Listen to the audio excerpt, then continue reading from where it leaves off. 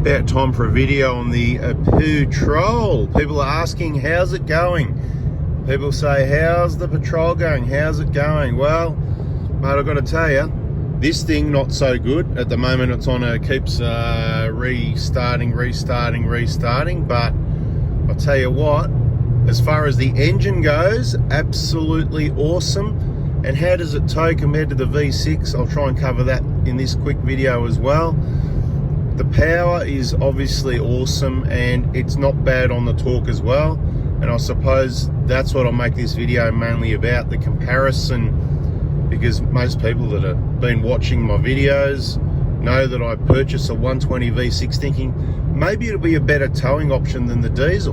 The diesel's not a bad option, but I don't think it's the best for towing a big caravan long-term, bada bing, bada boom. So I thought, well, let's try the 4-litre V6. And to my surprise, I was quite disappointed with the results. Now, I drive this highway here between Melbourne and Bendigo very regularly, and you know, it's a really good comparison. All the different vehicles on the different hills and undulations, towing 8x5 trailers with engines without, some other towing small items, stuff like that. Nothing really big. And what I found with the V6 120, as much power as it's got and as much fun as it is on acceleration, it'll blow the doors off a diesel, 3-litre diesel, of course, no doubt about it.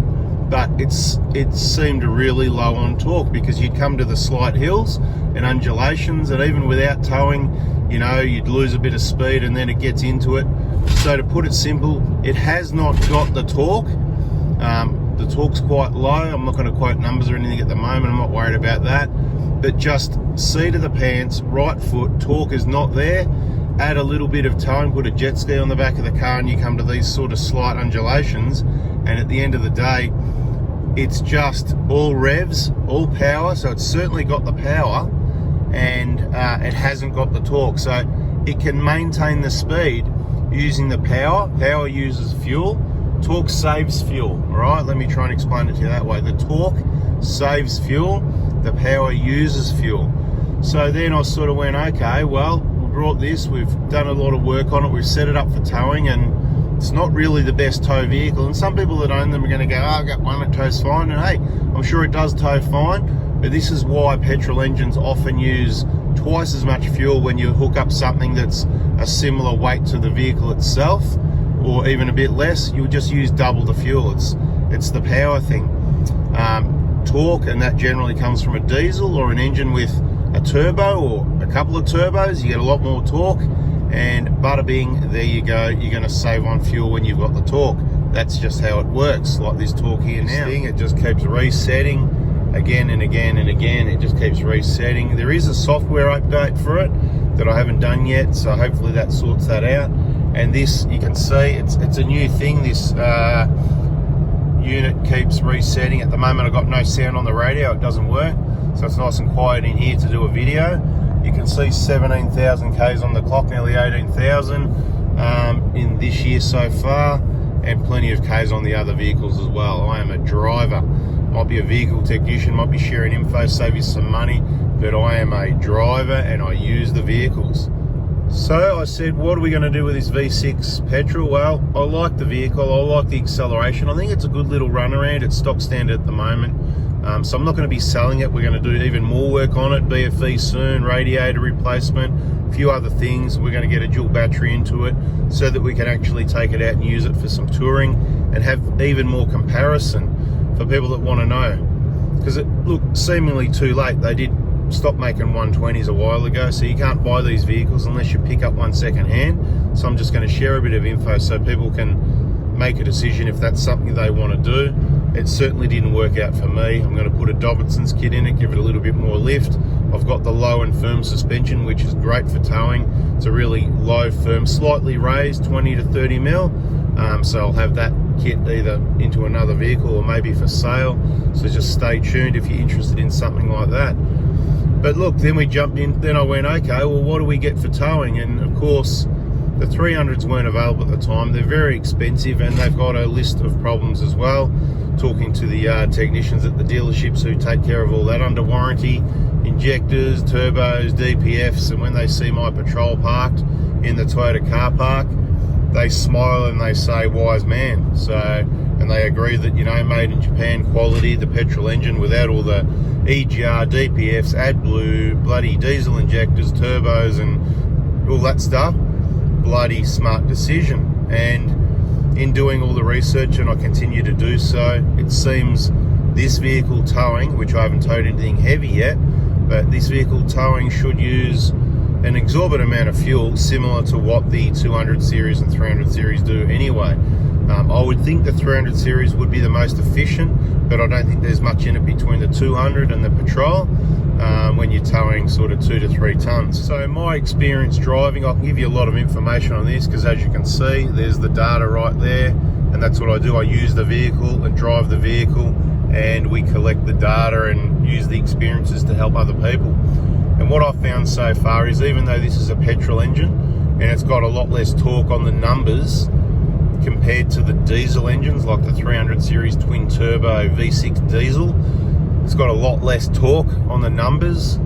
And I haven't driven a 300 extensively, and I don't plan to be buying one and doing so. Maybe the petrol hybrid, I think that's very exciting. It's got some good numbers there, but let's see what hits the ground and see how it all works out and what the pricing is, because it could be ridiculous. This vehicle, obviously the power is awesome, 298 kilowatts, keep it reliable, no need to bloody put extractors, change exhausts, and these, again, crazy modifications people do to a new car. I don't agree with it. Just some touring options here, and keep it reliable and working beautifully. Biggest issue I've got is, yeah, that head unit that keeps doing that resetting at the moment. But even though the torque is down in numbers, I've got to tell you, without using much of the power, that's fuel, it does maintain speed the best out of all my vehicles. So the best out of the diesels, the best out of it absolutely hammers the 120 petrol. So fuel economy with the V6 petrol is probably going to be about similar. Now there's varying conditions to that. Obviously it depends how you drive both of them and at what speeds and what loads and all this sort of thing. But generally on a run like this, you're probably going to pull about the same economy out of it. But this one does it so much easier on acceleration with all that extra power, and it has certainly got a lot more torque than the V6. So from what I've felt so far, with some light towing, certainly under a ton, or even that and the vehicle loaded, so you know, the family, all the gear and a bit of towing, it's effortless. Okay, there it is resetting again. It's just absolutely effortless. So it's a luxury thing, you know. You've got that quiet V8 that, you know, does the job quietly. That's how I like it in a sort of luxury vehicle. I don't need to be making all the noise, letting everyone know I'm coming and I'm there and when I'm going as well. Keep it quiet, keep it reliable. I don't think you need any more performance, to be quite honest. You've got heaps here already, and it's an absolute highway cruiser. That's what it's good for. Personally, I mean, I wouldn't take it out on. I know people do it, but there's too many things prone to damage. Check my other videos. Check the Y62 Patrol list. But it's awesome for towing, maintaining speed, slight hills. You might get a gear shift of 1 or 2 gears slightly. Generally, you won't see more than about 3,000 RPM. So it's not doing the crazy stuff that the V6 does, up to, you know what I mean, 4,000 RPM, 5,000 RPM, you know, and just really revving its nuts off to maintain speed.